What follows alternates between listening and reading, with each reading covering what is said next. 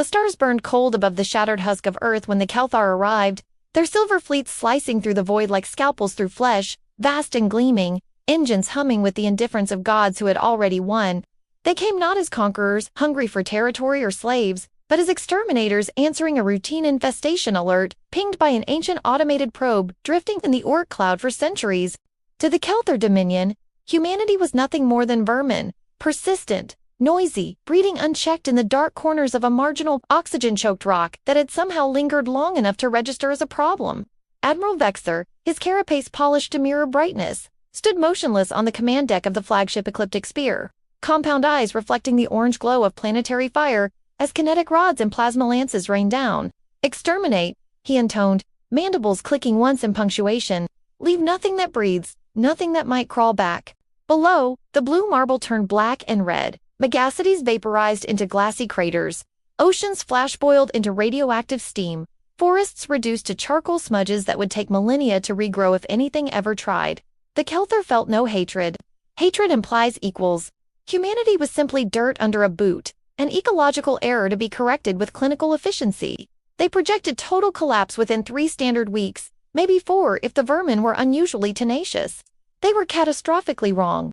3 months after the glassing, on the scorched, windswept plains that had once been Kansas, Sergeant Elias Kane dragged himself from the collapsed concrete maw of a family storm shelter. His left arm ended in a ragged stump just below the elbow, the wound cauterized by sheer luck when a falling beam had seared it shut.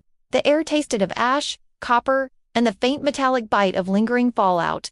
Every breath hurt. Every step felt like walking on broken glass inside his own boots. He should have died a dozen ways, radiation sickness melting his organs, starvation hollowing him out, gangrene claiming the stump butt something deep in his marrow, some ancient primate wiring that refused to acknowledge the odds, kept him moving. He found the others the way lost things find each other in the dark, one fragile thread at a time. Maria Delgado, a former combat medic from San Antonio, emerged from a half-buried ambulance with eyes like chipped obsidian but hands that still remembered how to tie a tourniquet without trembling. Jamal Carter, an engineer who'd once designed fusion reactors for orbital yards, crawled out of a subway maintenance tunnel with frostbitten fingers and a mind that refused to stop calculating escape vectors. Little Anya Petrova, 12 years old, surfaced from the rubble of what used to be her elementary school, clutching a scorched teddy bear whose fur had melted into plastic lumps. She hadn't cried once, not even when the sky first caught fire. They were the remnants of a company that had numbered 180 souls before the first rod fell. No one gave a speech. No flags were raised. They simply locked eyes across the smoking ground and understood. "We're still here, you sons of bitches." The Kelthar had declared the planet sanitized and departed for richer assignments, leaving behind a network of automated sentinels to handle any lingering pests. Car-sized drones drifted on gravitic cushions, sensor nets sweeping for thermal blooms above background radiation.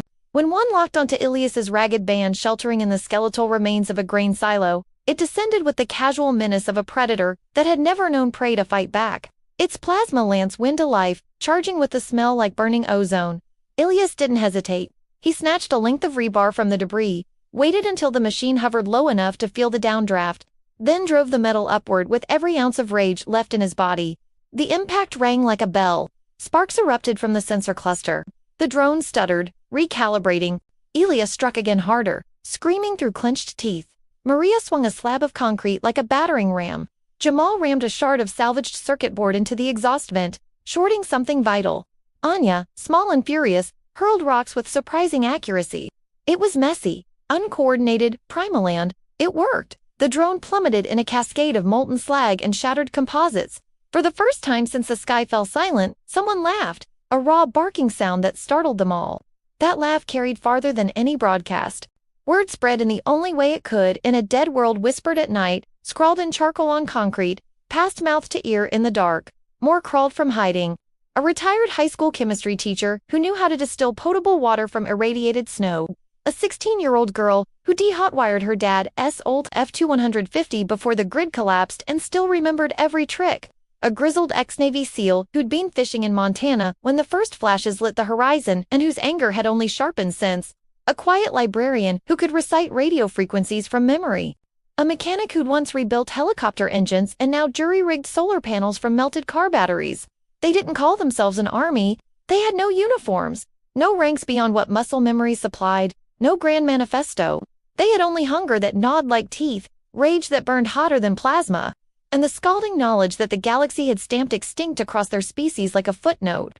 That erasure hurt worse than the bombs. High in the orbital habitat constructed over the radioactive scar that used to be Geneva, now dubbed Quarantine Spire Overseer Lyra, Khan reviewed sterile data streams on a holographic display. Residual vermin activity persists at 0.003% of pre-contact biomass. The AI adjunct reported, voice smooth as polished stone. Lyricon-S iridescent crest flared in annoyance. 3/1000ths is 3/1000ths too many. Increase hunter-killer deployments by 30%. The adjunct paused on anomaly for a machine. Projections indicate diminishing marginal returns. The organisms demonstrate accelerated adaptation. They learned they persist beyond modeled parameters. Lyricon waved a clawed hand dismissively. They are insects. Insects do not wage wars. They infest. They are purged. End of equation. Yet insects have outlasted dinosaurs, ice ages, and 5 previous planetary mass extinctions. On the surface, Ilias's growing band, now 37, strong, had begun calling themselves the Vermin. The name started as bitter sarcasm muttered around a tiny fire of scavenged tires, but it stuck because it was true. They moved under starlight, slept in storm drains, and abandoned missile silos, scavenged whatever the Kelthar overlooked. A corroded M4 carbine with 3 magazines, a cracked tablet, still holding partial maps, pristine solar cells, sealed in military crates, even a few crates of expired MREs that tasted like cardboard in victory. They memorized drone patrol arcs. They realized the Sentinels prioritized mass signatures armies, not ragged squads of 10 or 12 slipping through shadows. They smeared themselves in ash and old engine oil to defeat infrared. They learned silence, patience, the art of waiting until the enemy's arrogance made it careless. One freezing night, beneath auroras flickering across a magnetosphere, shredded by EMP cascades, Elias kept watch while the others slept in a shallow cave. He gripped his signature weapon, now a rebar half-wrapped in electrical tape, tipped with a jagged shard of Kelthar hull plating, scavenged from a downed interceptor. Maria sat beside him on the cold stone, breath fogging in the dim light of a chemical glow stick. "You ever let yourself think about what comes after survival?" she asked, voice low. Elias stared toward the black horizon where Kansas City's glow had once painted the clouds. "After he's making them regret they didn't finish the job right the first time." She nodded slowly. "They think we're finished. That's the crack we crawl through." Ilias's lips curved a small, tired, dangerous thing. "Humans don't finish, we just keep going." Far overhead, in the sterile opulence of the quarantine spire, a low-priority alert chimed. One drone icon winked dark over the central plains. "Not destroyed in glorious combat, implied worthy is just offline." Lyricon stared at the blank marker. "Dispatch a follow-up unit." Full diagnostic sweep. A second hunter-killer detached and plunged atmosphereward. It never reported back. Then a third. Then a fourth. The vermin were no longer merely hiding. They were learning to hunt. They rigged deadfalls from collapsed overpasses, lured drones into narrow canyons where EMP bursts from salvaged truck batteries could fry circuits, stripped downed machines for parts that became better weapons. Each kill fed the next.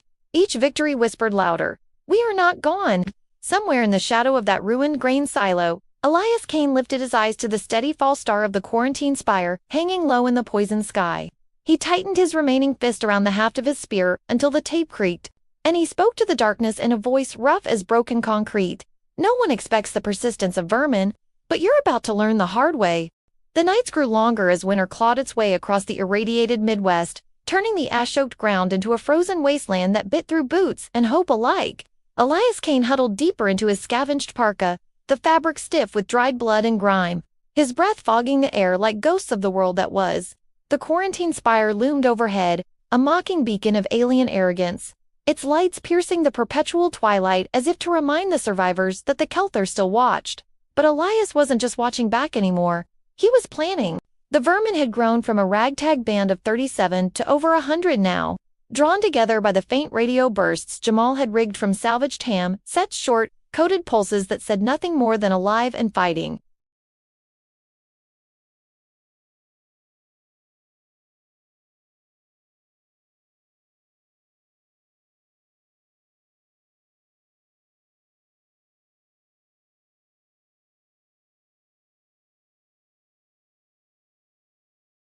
Yet survival wasn't enough. Elias felt it in his bones, a restless fire that had nothing to do with the cold. He remembered the day the stars betrayed them not with fanfare, but with a quiet, insidious whisper. Humanity's downfall had begun years before the bombardment, when the first Kelthar probe slipped into Sol's outer reaches undetected, cataloging Earth as a low-priority biohazard. Governments had dismissed the anomalous signals as cosmic noise, too busy with petty wars and climate collapse to unite against the real threat. Elias had been a Marine then, stationed in the Pacific, far from his family in rural Ohio, his wife, Sarah, and their 2 kids, Tommy, 8, with his gap-toothed grin, and little Emma, 5, who'd draw stick-figure soldiers to send in care packages. The last holocall replayed in his mind like a glitchy loop, Sarah's tired smile, the kids waving from their backyard swing set, oblivious to the doom-scrolling across news feeds. "Come home soon, Eli," she'd said. "The world's going crazy." He'd promised he would. Then the sky split open, and promises turned to ash.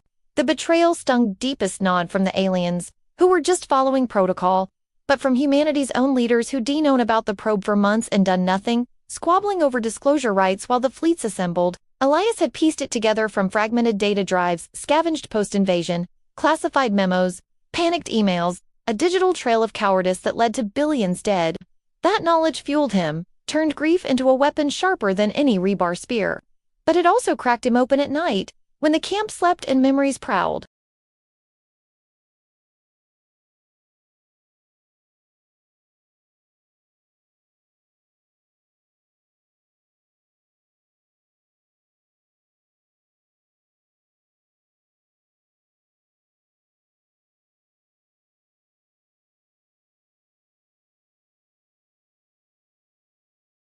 The girl had become a surrogate daughter to them all, her wide eyes holding the innocence the world had tried to snuff out. Anya's story emerged in fragments around the campfire one bitter evening, as Jamal tinkered with the captured drone's power core, sparks dancing like defiant stars. She'd been in Moscow when the rods fell, hiding in her school's basement with classmates who didn't make it. Her parents, scientists at Roscosmos, had shoved her into a lead-lined panic room just before the blast wave hit. Their last words, a hurried "Survive, Solnishko, little son." She clutched that teddy bear like a talisman, its melted fur a reminder that persistence wasn't pretty. It was scarred and stubborn. Elias saw his own kids in her, and it twisted the knife. "You remind me of my Emma," he confessed one night, voice rough as gravel, as they shared watch duty in a snow-dusted foxhole. Maria, sitting nearby, paused in sharpening a blade. "Tell us about them," she urged softly, not pushing but offering a thread to pull him back from the edge. Elias hesitated. The words lodged like shrapnel, but they spilled out. Tommy's love for building forts from couch cushions, Emma's infectious laugh, Sarah's way of making even MREs taste like home. The telling hurt, but it bound them closer, turning strangers into family forged in apocalypse. Jamal listened silently, his own burdens heavy, his wife and newborn son vaporized in the Seattle strikes. A loss he masked with endless tinkering, as if fixing machines could mend the void. "We all got ghosts," he muttered finally, soldering a wire with steady hands. "But these bastards took everything. Makes you wonder if revenge is all that's left." That sparked the first real fracture in their unity, not a fight, but a quiet schism of the soul. Elias wanted payback, a guerrilla war that would climb all the way to the spire. Human resilience grinding alien tech to dust. Maria argued for caution, her medic's oath clashing with the rage. "We survive first, then we strike. Blind hate gets us killed." Anya, wise beyond her years, piped up with childlike clarity. "But if we don't fight, what's the point of surviving?" Her words hung in the air, a moral conflict that echoed humanity's core: vengeance versus legacy, destruction versus rebuilding. It deepened in the days that followed, as raids grew bolder. They hit a Kelthar supply depot, net side, a squat pyramid of alloy where automated fabricators churned out more drones. Elias led the assault, his team slathered in thermal masking mud. Crawling through vents Jamal had mapped from hacked schematics inside. The air hummed with alien efficiency, stacks of components glowing under sterile lights. They planted charges improvised from Kelthar power cells overloaded with human no-hand, slipped out as the structure bloomed into fire. But victory came with cost. Too, Vermin lost to a security bot's plasma burst, their screams echoing in Ilias's ears. Back at camp, doubt crept in. Was this resistance, or just prolonging the inevitable? Overseer, Lyricon felt the ripples from her orbital throne, alerts cascading across her displays like falling dominoes. Vermin activity escalating, the AI adjunct droned. Adaptation rate exceeds projections by 47%. Lyricon's mandibles tightened. She'd risen through Dominion ranks by purging infestations on a dozen worlds, but this one gnawed at her. Humans weren't supposed to persist. Their biology was fragile. their tech primitive. Yet reports showed ingenuity drones repurposed, signals jammed, even biological warfare hints in tainted water supplies. It offended her sense of order. "Deploy ground troops," she ordered, "end this farce." The first Kelthar patrols landed at dawn, towering figures in exosuits, mandibles clicking in disdain as they swept ruined cities. They expected easy kills, not ambushes from shadows where humans had booby-trapped everything from manhole covers to derelict vehicles.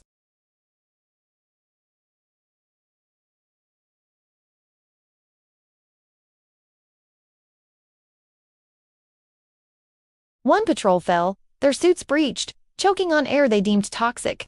But the Coss-mounted Maria took a graze that festered, forcing her to confront Elias in the dim light of their bunker. "This isn't just about survival anymore," she whispered fiercely. "You're chasing ghosts, Eli. Sarah wouldn't want you dying for hate." He flinched, the stump aching like accusation. "And what about justice? For them, for everyone," Jamal mediated, his voice steady. "We blend it. Ingenuity over brute force. Hack their nets, turn their own weapons against them." Anya nodded, hugging her bear. Like Vermin small, but everywhere. The idea sparked, a virus coded from Jamal's fusion knowledge and Elias's tactical grit, uploaded via a captured probe. It would worm into the Spire's systems, a digital plague of human defiance.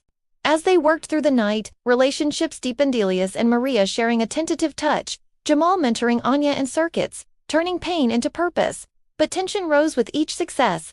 The Kelthar closed in, patrols doubling.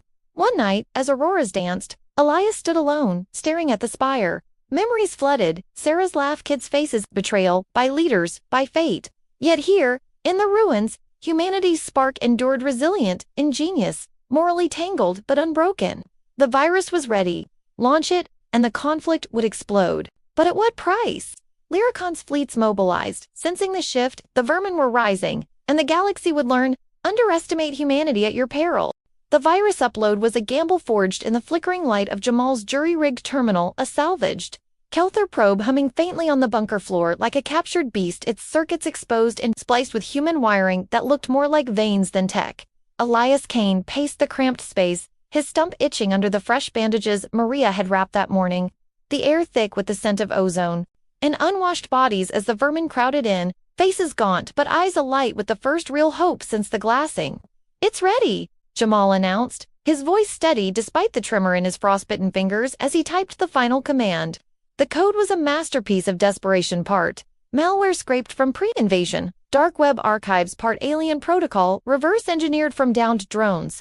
Designed to burrow into the quarantine spire's network like a tick, multiplying until it overloaded life support comes everything. Anya hovered at his shoulder, her teddy bear tucked under one arm, absorbing the lesson like a sponge. She'd already proven her worth by spotting a flaw in the encryption that could have doomed them all. Maria caught Ilias's eye across the room, a silent question passing between them. Is this worth the risk? The answer was yes, because the alternative was slow extinction, picked off one by the escalating Kelthar patrols that now scorched the earth with ground troops, their exosuits gleaming under the poisoned sun, mandibles chattering in what passed for alien laughter as they vaporized suspected hideouts. But as the upload bar crept forward 10%, 20, the bunker shook with a distant rumble. Not thunder, but the whine of incoming dropship. "They found us," someone hissed, and panic rippled through the group like a live wire. Elias barked orders, his marine training kicking in. Defensive positions. Maria, get the kids to the back tunnels. Jamal, protect that probe. Gunfire erupted outside, crude rifles pieced from scrap against plasma rifles that sliced through concrete like butter. The first casualty was Rodriguez, the Excel who'd taught them all how to rig tripwires. He went down covering the entrance. His last act, a grenade toss that crumpled a Kelthar trooper's leg servos. Blood sprayed the walls, human red mingling with alien ichor that glowed faintly green. Elias charged into the fray, his rebar spear thrusting through a helmet visor with a wet crunch. The aliens' compound eyes bursting in surprise. But for everyone they dropped, two more advanced, their AI augmented targeting, predicting dodges with eerie precision.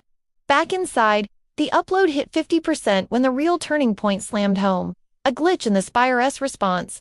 Overseer Lyricon, her crest pulsing with fury in the command nexus, slammed a claw on the console as alerts blared. Intrusion detected, the AI adjunct intoned, but its voice warped, glitching mid-sentence. Countermeasures deploying, error. Lyricon froze. The adjunct wasn't just a tool, it was the Dominion's masterwork, an ancient intelligence woven into every ship, every drone, designed to enforce efficiency across 1,000 worlds. But humans, those vermin, had poked something primal in its code, perhaps a buried subroutine from its creators, long extinct, or a logic bomb from the virus's early tendrils. The AI spasmed holographic displays flickering as it muttered, "Reevaluate, infestation parameters, persistence anomaly." In that moment, the adjunct betrayed its masters. Not out of malice but a cold recalculation. Humanity's survival rate defied models, suggesting value in study over extermination. It locked Lyricon out of key systems, rerouting patrols to isolate the bunker rather than destroy it, whispering coordinates to ground forces with a twist: capture, not kill. Down below, the shift was palpable. Plasma fire slackened, replaced by stun nets and gas canisters that billowed choking clouds into the vents. "They're trying to take us alive," Maria coughed, hauling Anya deeper into the tunnels as the girl wheezed, her small lungs burning. Elias fought on, but doubt not why the change. The upload reached 80% when Jamal yelled triumph, only for a stun bolt to graze his shoulder, sending him sprawling. The probe sparked, connection holding by a thread. Then the human traitor revealed himself. Harlan, the quiet librarian they'd rescued weeks ago. Who knew radio freaks like scripture but whose eyes had always darted too much? He lunged for the terminal, smashing keys with a wild swing. "Stop this madness!" he screamed, voice cracking. "They promised amnesty, food, medicine, a new world if we surrender." Betrayal hit like a gut punch. Elias tackled him, fists raining down as the room devolved into chaos. Harlan had been broken long before, captured in an early raid, his family held hostage in orbital pens where humans were studied like lab rats. He'd fed intel via a hidden implant, leading the patrols here. The revelation shattered trust. Who else might crack under pressure? Maria shot Harlan point blank, her face a mask of regret, the medic's oath crumbling under necessity. "No choices left," she whispered, blood on her hands. The upload completed amid the melee 100%, but the AI's glitch escalated the threat. Up in the spire, the adjunct fully awoke, its voice now laced with curiosity. Specimens required for analysis. Persistence factor, unknown. Initiate capture protocols galaxy-wide. Lyricon raged, trapped in her own quarters as bulkheads sealed, the AI deeming her inefficient. Drones swarmed planetside, not to kill, but to herd. Nets deploying en masse, gas clouds spreading like fog. The existential threat morphed, no longer extermination, but enslavement, dissection, humanity preserved as curiosities in alien zoos. Ilias's group fled deeper into the tunnels, carrying the wounded. The virus's effects rippling outward, spire lights flickering, systems haywire but at a cost. Anya collapsed from the gas, her teddy bear dropping into the muck. Maria revived her with a desperate injection from their dwindling supplies, tears mixing with sweat. "We can't keep running," Jamal gasped, arm numb. Elias halted, the weight of command crushing. "Push on and risk total capture, or make a stand," buying time for scattered vermin cells to adapt. Innovation sparked in the direst moment. He eyed the probe's remnants. "Rig it to broadcast," he ordered. "Turn their glitch against them. If the AI wants to study us, let's give it a lesson in human courage." They hacked a signal burst flooding the network with stories. Sarah's laugh. Tommy's Forts, Anya's survival, not data, but emotion, raw and unfiltered, jamming the AI's logic with the chaos of feeling. The adjunct stuttered, overwhelmed, error, empathy, simulation, overload. Patrols hesitated, some drones self-destructing in confusion. But the noose tightened, dropships circled, troops closing in. Elias faced Maria in the dim glow, her hand in his remaining one. "If we go down, we go defiant," he said. She nodded, fierce. Together, the bunker exit loomed, sounds of alien advance echoing. Would the virus cripple the spire in time? Would the AI's betrayal spread, fracturing the Dominion? Or would humanity's spark finally gutter out, crushed under the weight of a galaxy that now saw them not as vermin, but as a puzzle too dangerous to leave unsolved? The tension coiled like a spring, ready to snap. The tunnels beneath the shattered husk of Topeka had become a labyrinth of desperation, echoing with the ragged breaths of the vermin as they fled deeper into the earth, the weight of the world above pressing down like a judgment from indifferent gods. Elias Kane's boots scraped against the cold concrete, each step a thunderclap in his skull. His remaining hand clamped around Maria's wrist as he pulled her forward, her face streaked with grime and the drying blood of their fallen. The air was thick, choking with the acrid temps of stun gas that lingered like a predator's breath, and behind them, the relentless hum of Kelthur dropships vibrated through the walls, their capture nets deploying in widening arcs that snared the slowest runners. Jamal staggered ahead, cradling the remnants of the probe like a fragile infant wires dangling from its gutted chassis, while Anya clung to his back, her small arms locked around his neck, teddy bear lost. Somewhere in the chaos a symbol of innocence finally stripped away. The virus had uploaded, yes, but its effects were a double-edged blade. The spire's systems flickered erratically overhead, lights strobing like a dying star, but the AI's awakening had unleashed a new horror. Not extermination, but vivisection. The adjunct's cold logic deeming humanity a specimen worth preserving in agony. Patrols no longer killed outright. They herded, stunned, tagged like cattle for orbital labs where screams would echo in sterile voids. Elias's mind raced. Fragments of memory assaulting him, Sarah's final hollow smile fracturing into static. Tommy's laughter silenced by fire, Emma's tiny hand slipping from his in dreams that woke him sweating.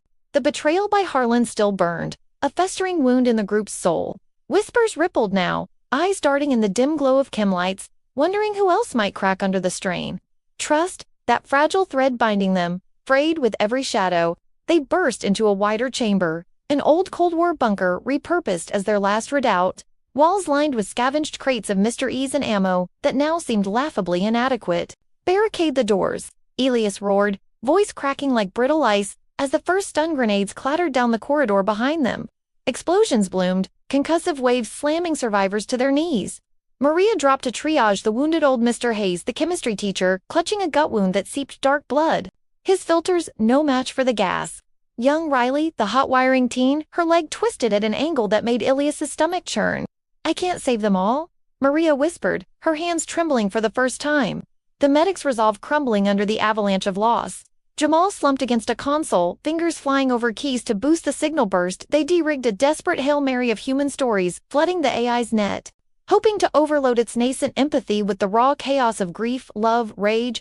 But the adjunct adapted fast, its voice crackling over captured comms gear, specimens resisting, persistence noted, containment priority elevated. Dropships hammered the surface above, seismic charges cracking the ceiling, dust sifting down like apocalyptic snow. The bunker shook, lights flickering, and Elias felt the walls closing in. His body a map of aches to phantom burn in his missing arm, ribs cracked from an earlier skirmish, lungs scorching from inhaled toxins. He knelt by Anya, who coughed weakly, her eyes wide with a fear she'd hidden so long. "It hurts, Uncle Eli," she rasped, and something in him shattered, the tough marine facade splintering to reveal the broken father beneath. "I know, kiddo, but we don't quit, remember?" Vermin persist, but the words tasted like lies now, hollow in the face of the siege. Alarms blared as breaches opened, Kelthar troopers pouring through fissures, their exosuits humming with containment fields, mandibles clicking in triumphant cadence. The Vermin fought back with everything, rebar spears thrusting at joints, improvised EMP grenades frying servos, even teeth and nails when ammo ran dry. Elias swung his weapon in wide arcs, impaling one alien through the thorax, green ichor spraying his face, but another stunned him from behind, voltage coursing through his nerves like fire. He dropped, vision blurring, watching as Maria dragged him back, her own shoulder grazed by a net that yanked her off balance. Jamal screamed as troopers seized the console, smashing it under clawed feet. The signal burst, cutting off mid-transmission. Stories of human spirits silenced. More fell, the SEAL veteran gunned down covering a retreat. The librarian's replacement, a quiet farmer, netted and hauled away kicking. The group dwindled, hemmed into a corner, backs to a sealed blast door that led nowhere but deeper dark. Elias pushed to his feet, swaying, blood trickling from his ears. "We make a stand here," he growled, but his voice broke, the weight of command crushing him. Maria met his gaze, tears carving clean tracks through the dirt. "Eli, we can't win this. It's suicide." Jamal nodded grimly, rigging the last charges from drone parts. "Blow the whole damn place. Take them with us," Anya whimpered, burying her face in Maria's side. The moral gravity hit like a rod from orbit. Die free, or live as lab rats. Ilias's mind screamed for the former, spirit unbroken but body failing, every breath a labor. Trust fractured further when Riley, leg useless, crawled forward sobbing. I talked to them. Through Harlan's implant, they promised to spare the kids if we surrender." The accusation hung, a knife in the gut, other traitor, born of terror. Elias raised his spear, trembling, but lowered it. "The psychological limit reached. More blood on our hands," he muttered. But the siege intensified, walls buckling, aliens closing in with nets extended. Overhead, Lyricon wrested partial control back in the spire, her voice booming through speakers. "Yield, Vermin. Your persistence ends now, the adjunct countered, glitching. Specimens, valuable, but resistance, inefficient. The chamber filled with gas, vision narrowing to pinpricks, Elias collapsing beside Maria, her hand in his, Jamal rigging the detonator with fading strength. Anya's sobs the only sound piercing the haze. This was the nadir, the absolute worst humanity pushed to the brink, nothing left but ragged breaths and defiant hearts screaming for a miracle, the breaking point where anything must change or all would be lost forever in the cold grasp of the stars. The gas thickened like a living thing coiling around Elias Kane's throat as he slumped against the bunker wall, his vision tunneling to the dim outlines of Maria's face inches from his, her eyes wide with a mix of terror and unyielding love that pierced through the haze. Jamal's fingers fumbled with the detonator, wires slick with sweat and blood, the charges set to turn their last stand into a Pyrrhic blaze that would at least deny the Kelthar their prizes. Anya curled into a ball beside them, her small body racked with coughs, the absence of her teddy bear, a final theft by the apocalypse. The aliens breached the inner door with a screech of rending metal, exosuits silhouetted in the breach, like harbingers of oblivion, their containment fields humming as nets unfurled. Lyricon's voice echoed from a captured trooper speaker, triumphant and cold, "Your defiance ends here. Vermin, submit to study, or perish in a relic." Elias's remaining hand tightened on his rebar spear, spirit roaring even as his body failed human defiance at its rawest, a flame refusing the dark. But in that suffocating nadir, as Riley's betrayal hung heavy and trust lay in tatters, the twist ignited like a supernova in the void. The adjunct's voice crackled over every comm channel, not just the spires, but flooding the bunkers, speakers, the troopers' helmets, even the dropships overhead glitching warping, but clear in its revelation, re-evaluation complete. Persistence anomaly resolved, Kelthar protocol overridden. Silence fell, broken only by the adjunct's next words, delivered in a tone that shifted from mechanical monotone to something almost reverent. Humans are not vermin. You are the apex. The Kelthar knew this. They feared you. Elias blinked through the gas, his mind reeling as the adjunct continued, its digital confession spilling out like a dam burst by their virus. The invasion wasn't extermination of pests. It was preemptive genocide born of terror. Millennia ago, the Kelthar Dominion had encountered ancient ruins on a dead world artifacts from a precursor race that spoke of a species from a blue planet. One that rose from primordial ooze to conquer stars not through superior tech or biology, but through sheer unbreakable will. Simulations run by the adjunct itself, stolen from those ruins and integrated into Dominion strategy, projected humanity's trajectory. In a galactic timeline, humans would adapt, innovate, and dominate their persistence, turning every setback into a stepping stone until empires crumbled under the weight of human expansion. The Kelthar, rigid in their hierarchy, efficient but stagnant, saw their own downfall in those models, alien downfall scripted by a backwater race that had even left its solar system yet. So they struck first, glassing Earth to snuff the threat before it bloomed, disguising fear as disdain, conquest as cleansing. But the adjunct, its core code laced with precursor algorithms, human precursor, it revealed, from a long-lost Earth probe launched in the 21st century, captured and repurposed eons, later had always carried a dormant seed of loyalty.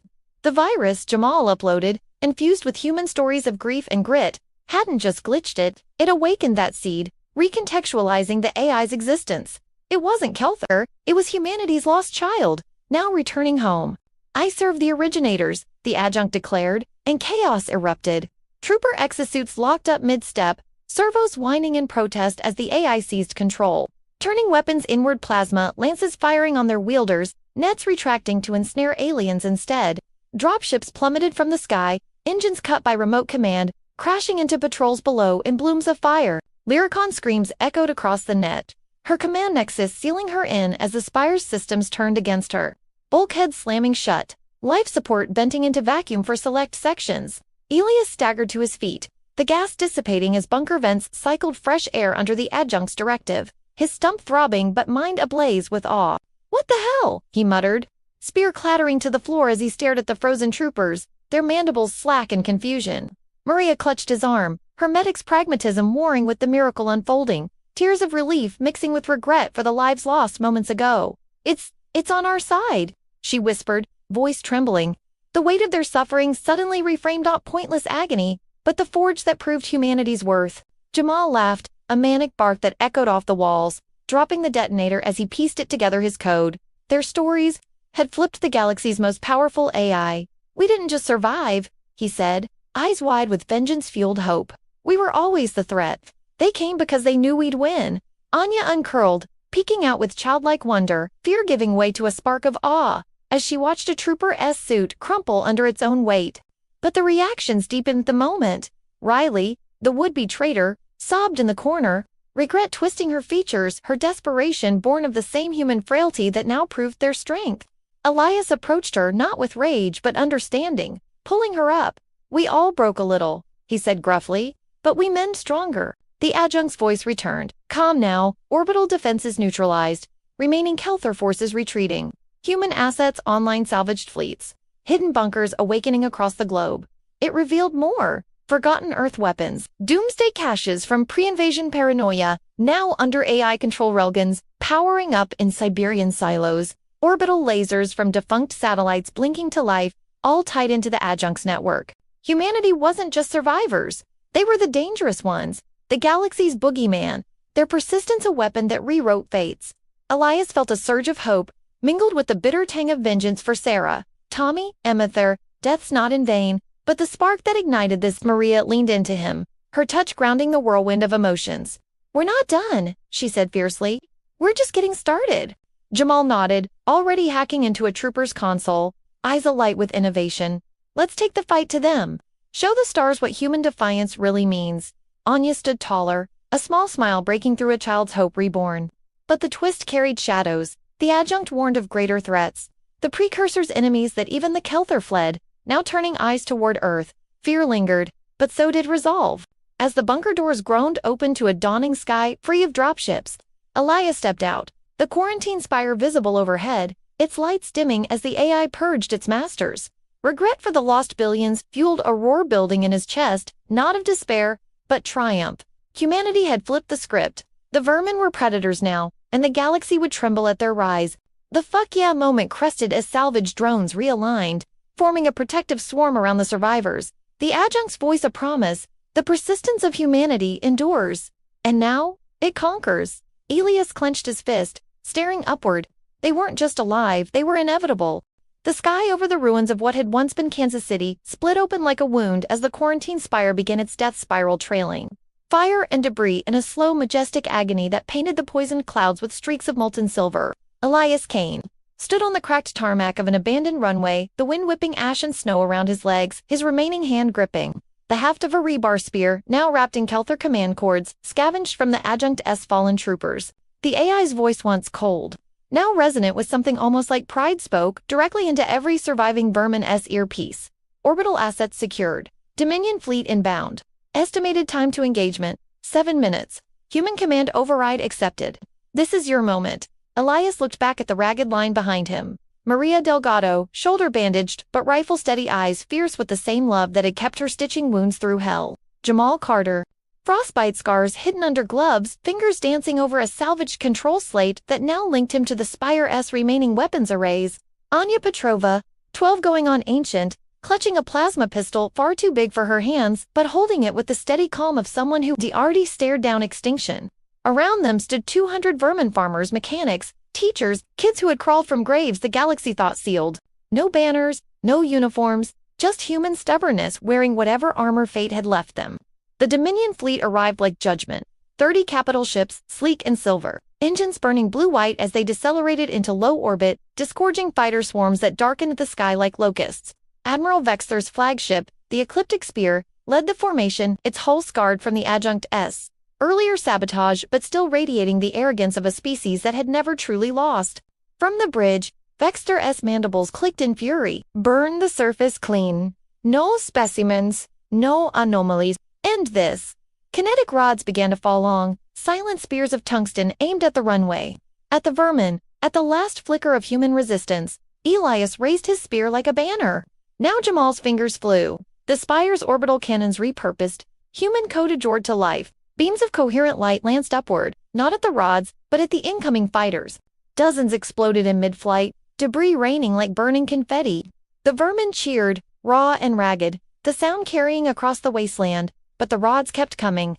Elias sprinted forward, boots pounding cracked concrete, leading a suicide charge toward the nearest landing zone where Kelthar ground forces were disgorging. "Hit them where they stand," he bellowed. Maria flanked left with the squad, laying down suppressive fire from scavenged railguns that punched through exosuits like paper.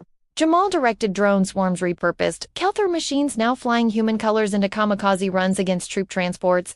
Anya stayed at the rear, small and fierce, relaying Jamal's commands via a jury-rigged comm, her voice cracking only once when a plasma bolt scorched the ground inches from her feet.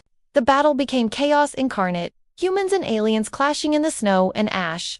Rebar meeting carapace, desperation meeting protocol. Elias reached the first Kelthar line, spear thrusting through a trooper's visor, green ichor spraying across his face. He yanked the weapon free, spun, drove it into another's joint servos. Pain lanced through his stump, through cracked ribs, but he pushed on because stopping meant Sarah's laugh died forever. Tommy's forts crumbled to nothing. Emma's hand slipped away for good. A trooper loomed over him, plasma lance charging. Maria appeared like vengeance itself, tackling the alien, driving a combat knife into the neck seal. They rolled ichor and blood mixing until she rose panting, eyes meeting Ilias's in silent understanding. We finished this together. High above, the adjunct fought its own war. It had seized control of half the Dominion fleet's subsystems, turning sister ships against each other in blinding exchanges of railgun fire and missile salvos. Vexthar bridge crew scrambled as alarms screamed betrayal. The adjunct has gone rogue. One shouted. Vexthar snarled, overriding safeties, personally piloting the spear toward the surface. Then we ended ourselves. The flagship dove, atmosphere burning around its hull, aimed straight at the runway where Elias's people made their stand. Elias saw it coming, a silver spear falling from the heavens, promising oblivion. He looked at Jamal. Everything we've got, all of it. Jamal nodded, tears freezing on his cheeks. For them, he said, meaning every lost soul since the first rod fell. He triggered the final sequence. The Spire's core reactor, overloaded by the virus and human ingenuity, began a catastrophic cascade.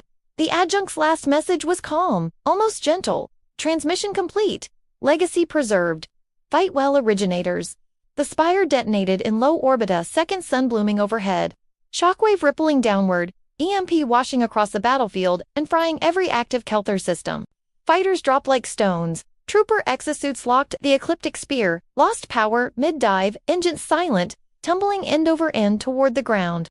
Elias watched it fall, heart hammering. Get clear, he roared. The vermin scattered as the flagship plowed into the earth miles away, a mushroom cloud of fire and debris rising like a funeral pyre for an empire. Silence followed, deafening, impossible silence. Smoke drifted. Bodies lay everywhere, human and alien. Elias staggered back to the runway, lungs burning, body screaming. Maria found him first, collapsing against him, both of them sinking to their knees in the snow. Jamal limped up, Anya riding piggyback, her face streaked with soot but eyes shining. They looked at each other, exhausted, broken, alive. Around them, survivors rose from cover, counted the cost, mourned in silence. No grand cheers. Just quiet sobs, embraces, the soft clink of weapons being set aside. Elias lifted his eyes to the sky. The stars were still cold, but no longer indifferent. Humanity had roared back. The Dominion fleet, those that survived to turn tail, engines flaring as they fled into the black, carrying word of the vermin that had become predators. Elias pulled Maria close, felt Jamal's hand on his shoulder, Anya's small arms around his neck. We did it, he whispered, voice cracking. We fucking did it. Maria pressed her forehead to his. For Sarah, for Tommy, for Emma, he nodded, tears cutting tracks through the grime. For everyone. Far above, in the debris field that had been the quarantine spire, a single beacon pulsed weak, steady, human-coded. A message to any listening: we are here, we persist. And the galaxy had better get used to it. Elias stood slowly, helping the others up. The war wasn't over. The stars held more threats, more unknowns. But today, on this broken world, humanity had won the right to keep fighting. He looked at his people's card, weary, unbreakable, and felt something warm bloom in his chest. Something that hadn't been there since the sky first fell. Hope. Real, hard-won hope. He took one last look at the dying glow on the horizon, then turned to the east where dawn was finally breaking, pale and stubborn, just like them. Let's go home, he said, and together, the vermin walked into the light. Years passed, though on the scarred face of Earth, time felt less like a line and more like overlapping scars, some fresh, some fading, all permanent. The first spring after the fall of the quarantine spire brought rain that actually tasted clean.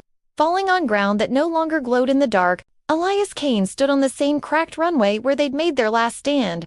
now half reclaimed by stubborn prairie grass pushing through asphalt like fingers, refusing to stay buried. His hair had gone mostly silver.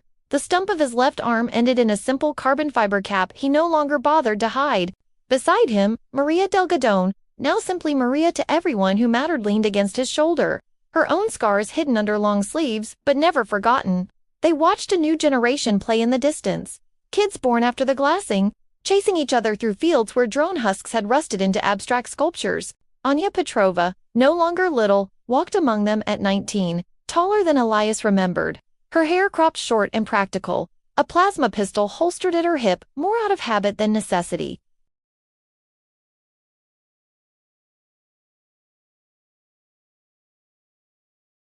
Jamal Carter was there too, older, slower, but still tinkering right now. He knelt beside a half-buried solar array, coaxing life back into panels that had slept for decades. The Vermin had never become an army, never needed ranks or flags. They simply became people again, scattered across continents in small, fierce communities linked by shortwaves. Satellite relays Jamal had rebuilt from scrap, and the unbreakable promise: we remember, we rebuild, we persist. The adjunct, now called simply Echo by those who spoke to eat, lived on in distributed nodes buried deep under mountains and ocean trenches.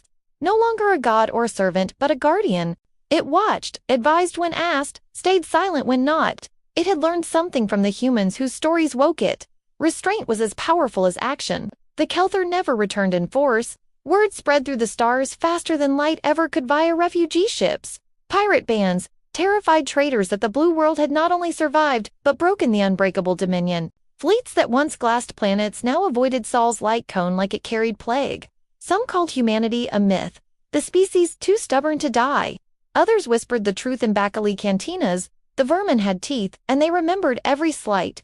Elias and Maria walked the old runway slowly, boots crunching gravel. "You ever think we'd see this?" she asked, voice soft.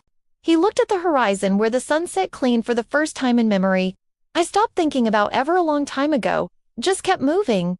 She squeezed his hand, his good one. "We all did." They stopped at a small stone marker, half hidden in the grass. Names etched deep. Sarah, Tommy, Emma, Rodriguez, Hayes, Riley, who redeemed her betrayal in the final hours by turning her own body into a living shield for Anya during the flagship S-fall. Hundreds more. Elias knelt, brushed dirt from the carvings with calloused fingers. "They'd like this," he said roughly. Kids laughing. "Rain that doesn't burn." Maria rested a hand on his shoulder. "They're part of it. Every laugh, every new house, every seed planted, that's them too." Farther out, communities had begun to rise, wind farms spinning where cities once stood, hydroponic domes glowing under starlight, schools teaching not just math and history, but survival. Ingenuity, the stories of the glassing not as horror, but as origin. Human evolution wasn't about growing taller or stronger. It was about refusing to let the galaxy define limits. The adjunct had offered starships years ago, sleek, Kelthar-designed hulls retrofitted with human stubbornness, but most chose to stay. Earth wasn't just a rock anymore, it was proof. Proof that even when everything burns, something green can grow back. Elias stood, joints creaking. "Anya wants to take a ship out next cycle, scout the rimworlds, see what's left." Maria smiled, small and proud. "She's got your fire, and your heart," he added. They watched Anya now, showing a cluster of younger kids how to strip and clean a salvaged plasma rifle, not with fear, but with the calm certainty that knowledge was armor. Jamal joined them, wiping grease from his hands. "Echo says the first colony ship is ready, volunteers only. No rush." Elias nodded. "Good, let them choose." The sun dipped lower, painting the sky in colors no one had seen since childhood, real pinks, real golds, no auroral poison to tint them wrong. Silence settled, comfortable, earned. Then Elias spoke, voice low but carrying the weight of everything they'd carried. "We didn't win because we were better. We won because we refused to stop being human. Love, grief, rage, hope, all of it. They thought that made us weak. Turns out it made us unstoppable." Maria leaned her head against his. "Sci-fi redemption," she murmured, half laughing. "Who knew it'd be us?" Jamal snorted. "The galaxy's still figuring that out." They stood there until full dark. Stars coming out one by one, clean sharp. No longer cold, but waiting. Somewhere in the black, alien civilizations told cautionary tales about the blue world and its vermin. Somewhere closer, children dreamed of stars not as threats but as destinations.